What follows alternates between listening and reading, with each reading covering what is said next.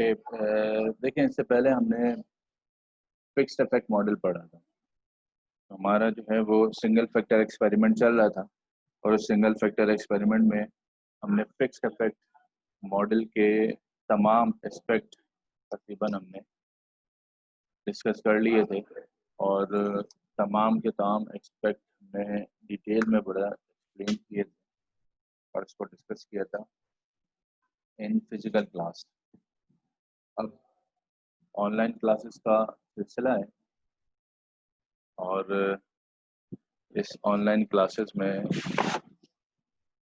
ये जो fix effect model किया था और जो अब पढ़ने जा रहा है रैंडम इफेक्ट मॉडल, सबसे पहले तो ये पता होना चाहिए कि इन दोनों में बेसिक डिफरेंस क्या है।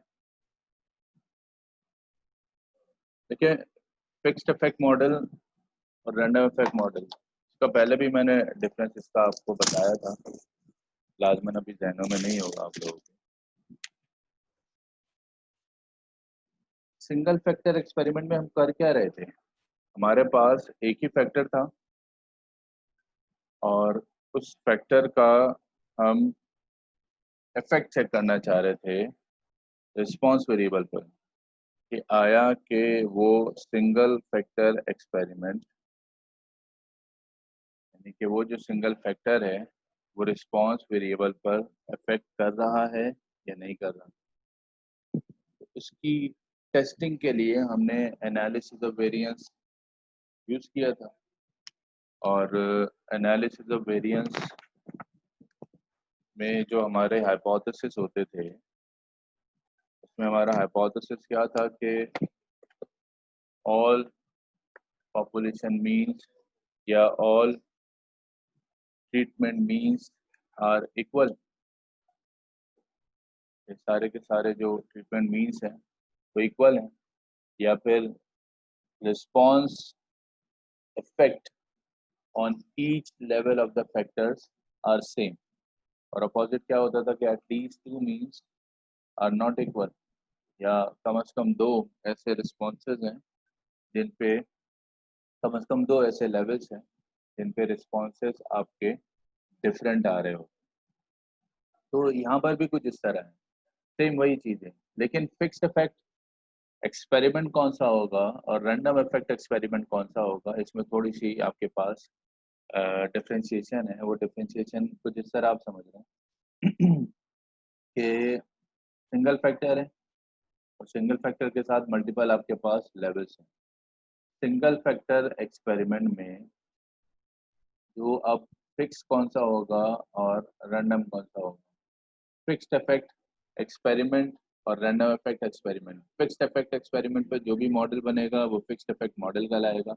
रैंडम इफेक्ट एक्सपेरिमेंट पे जो भी मॉडल बनेगा वो रैंडम इफेक्ट मॉडल कहलाएगा। अब फिक्स्ड इफेक्ट एक्सपेरिमेंट कौन सा होगा, ऐसा एक्सपेरिमेंट जिसमें तमाम के तमाम जितने भी आपके पास लेवल्स हैं वो हमने खुद स्पेसिफिकली चूज किए होंगे, जबकि रैंडम इफेक्ट एक्सपेरिमेंट में तमाम के तमाम जो आपके पास लेवल्स होते हैं वो एक लार्ज पॉपुलेशन आपके पास एक लेवल्स की हो जाती है। उस लार्ज पॉपुलेशन में से हम कुछ लेवल्स की सिलेक्शन कर रहे होते हैं, रैंडम सिलेक्शन कर रहे होते हैं। इस वजह से इसे रैंडम इफेक्ट एक्सपेरिमेंट भी कहा जाता है। ठीक है, एक आपके पास डिफरेंस क्या हो गया, पहला फर्क क्या हो गया कि रैंडम फिक्स इफेक्ट एक्सपेरिमेंट में जो लेवल्स हैं वो स्पेसिफिकली खुद चूज करते हैं और रैंडम इफेक्ट एक्सपेरिमेंट में जो लेवल्स हैं वो हम लार्ज पॉपुलेशन में से आप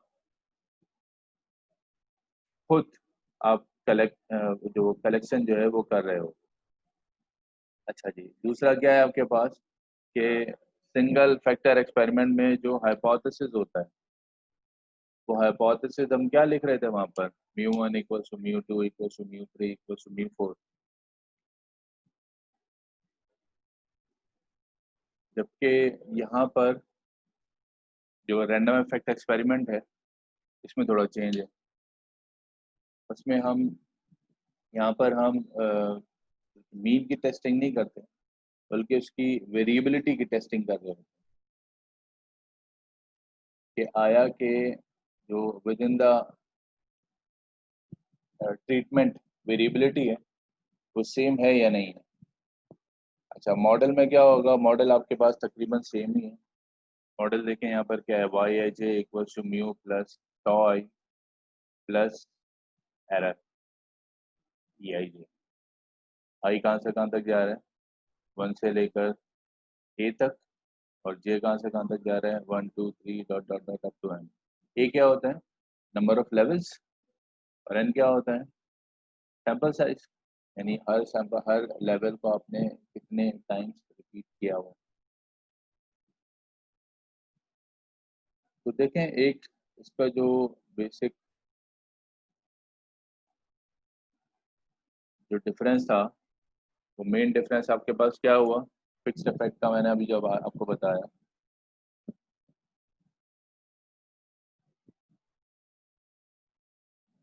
फिक्स्ड इफेक्ट मॉडल और रैंडम इफेक्ट मॉडल।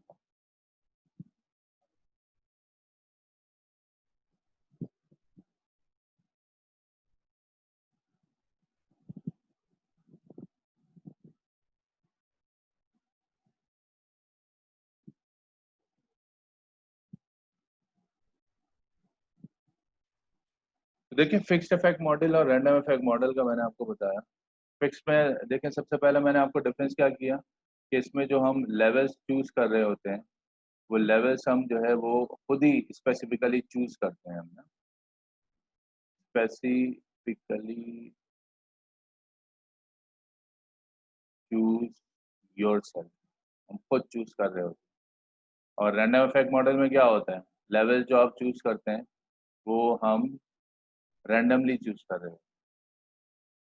अब रैंडमली कैसे करेंगे, वही जो आपने पहले सिंपल रैंडम सैम्पलिंग में जिस तरह रैंडम नंबर्स को यूज करते हुए, यहाँ पर एक लार्ज नंबर ऑफ पॉपुलेशन होती है, उस लार्ज पॉपुलेशन को यूज करते हुए हम रैंडमली कुछ इफेक्ट, कुछ लेवल्स सेलेक्ट करते हैं रैंडम इफेक्ट मॉडल में। अच्छा, दूसरा मैंने क्या बताया, यहाँ जो हाइपोथेसिस होता है, नल हाइपोथेसिस, वो आप क्या क्या टेस्ट कर रहे थे कि mu 1 equal to mu 2 equal to mu 3 equal to and so on, वो किसके इक्वल है, म्यू ए के। या फिर आप ये लिख रहे थे कि टॉ आई इक्वल टू 0। ये टॉ आई क्या था, इफेक्ट क्या था, इफेक्ट था ना, किसका इफेक्ट था, जो आपके पास सिंगल जो भी आपके पास फैक्टर है, उस सिंगल फैक्टर का रिस्पॉन्स पे क्या इफेक्ट पड़ रहा है सारे लेवल्स का, वो सारा का सारा इफेक्ट क्या है, 0। इफेक्ट 0 का मतलब क्या है कि कोई इफेक्ट नहीं है, इफेक्ट होगा तो ठीक है, नहीं है तो आपके पास 0 है। लेकिन यहाँ पर क्या होता है, यहाँ पर जो हाइपोथेसिस होता है वो हाइपोथेसिस होता है आपके पास सिग्मा स्क्वायर टॉ आई, यानी ये जो वेरिएबिलिटी है किसके दरमियान, इफेक्ट के दरमियान, ये वेरिएबिलिटी नहीं है। अगर वेरिएबिलिटी नहीं होगी तो लाजमन कोई इफेक्ट नहीं होगा। और अल्टरनेटिव हाइपोथेसिस क्या होता है यहाँ पर, वेरिएबिलिटी आपके पास है नॉट इक्वल टू 0 या ग्रेटर देन 0, आप लिखते हैं ग्रेटर देन 0 नहीं, या तो है या फिर जो है वो उससे ग्रेटर है। यहाँ अल्टरनेटिव क्या था कि आपके पास जो है वो tau I would not be equal to 0। फिर उसके बाद मॉडल आपके पास दोनों के सेम है, जो भी मैंने आपको बताया कि Y H J equal to mu plus tau I plus error, तमाम मॉडल्स आपके पास सेम। अच्छा, फिर उसके बाद ये जो अजम्पशंस हैं, नीचे जो आपके पास अजम्पशंस आ रहे हैं, कौन से,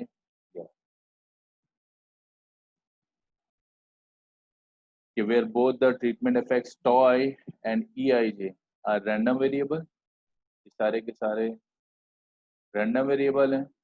और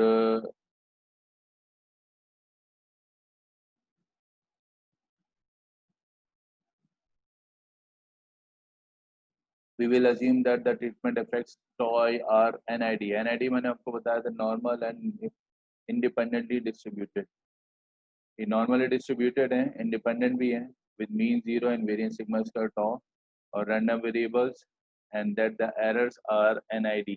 एरर्स भी आपके पास जो है वो नॉर्मली डिस्ट्रीब्यूटेड है with mean 0 and variance sigma square. Tau और EIG इंडिपेंडेंट है because tau is independent of error, और वेरिएंस जो आपके पास होगा हर ऑब्जर्वेशन का वो ये बन जाएगा सिग्मा स्क्वायर टॉ plus sigma square.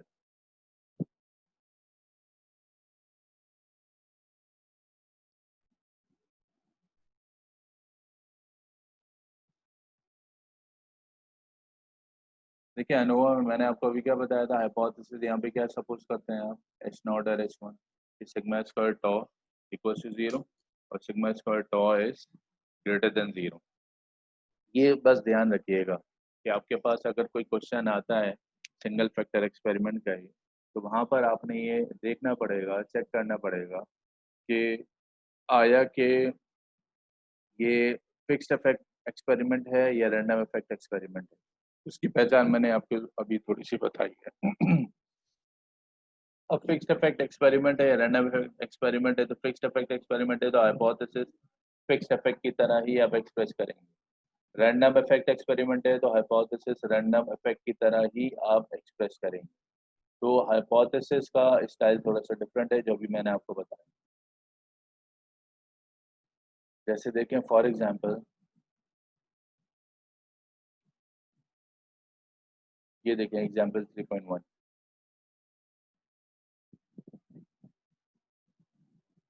पढ़े जरा इसे क्या कहा जा रहा है। A textile company weaves fabric on a large number of looms. It would like the looms to be homogeneous so that it obtains a fabric of uniform strength. The process engineer suspects that in addition to the usual variation in strength within samples of fabric from the same loom, there may also be significant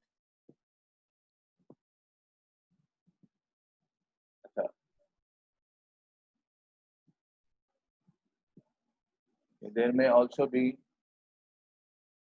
significant variation in strength between looms. कह रहे हैं कि looms के दरमियान भी बहुत ज़्यादा यहाँ पे वेरिएशन पाई जा रही है। टू इन्वेस्टिगेट दिस, उसको इन्वेस्टिगेट करने के लिए she selects 4 looms at random. देखें यहाँ पे खुद ही बताया है। अब लूम्स क्या आते हैं, बहुत सारे लूम्स थे यहाँ पर। उन लूम्स में से शी सेलेक्ट्स कितने लूम सेलेक्ट किए इन्होंने, 4 लूम्स, और आगे क्या लिखा हुआ है, एट रैंडम।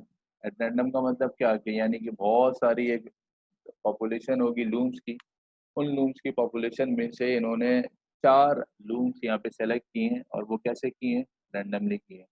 अब देखिए 4 लूम्स, अब यहाँ पर फैक्टर क्या हो गया, लूम्स इज द फैक्टर हो गया, और रिस्पॉन्स वेरिएबल क्या होगा, रिस्पॉन्स वेरिएबल क्या होगा जो आप यहाँ पर चेक करना चाह रहे हैं, यानी लूम्स का जो इफेक्ट है वो फैब्रिक पे क्या पड़ रहा है। तो फैब्रिक का की जो भी आपके पास वो करेक्टरिस्टिक है वो तो आपके पास रिस्पॉन्स वेरिएबल हो जाएगा, लेकिन लूम क्या हुआ, फैक्टर। अब लूम जो फैक्टर था उसमें विद इन द लूम आपके पास बहुत सारे लूम्स थे, लार्ज पॉपुलेशन।